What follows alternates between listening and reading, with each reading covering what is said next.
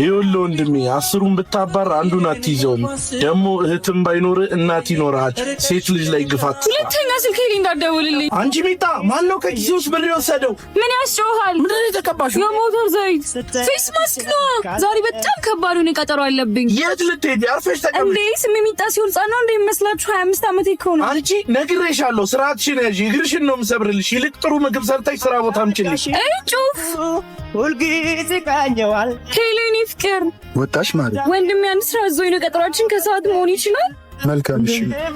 እሺ በል በኋላ እንገናኛለን። ቻው ማርያ። አልቆይም። እሺ ምንድነው? ቶሎ በል እንጂ ልታድርበን ነው እንዴ?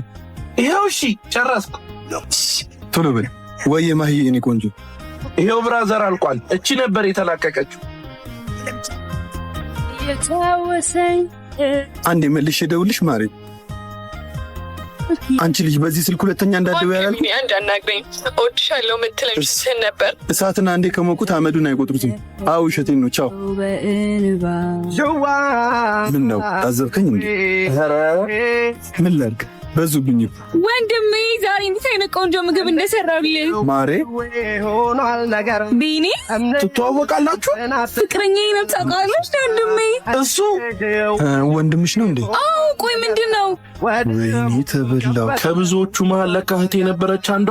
ምን ማለት?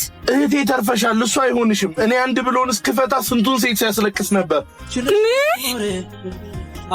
ሂሳቤ ይሄ ሂሳቡ ነው። ይሄ ደግሞ ቲፕ ነው። ይቅርታ ወንድሜ። ይኸውልህ ወንድሜ 10ን ብታባር አንዱን አትይዘውም። ደግሞ እህትም ባይኖር እናት ይኖርሃል። ሴት ልጅ ላይ ግፋት። ሁለተኛ ስልክ ላይ እንዳትደውልልኝ።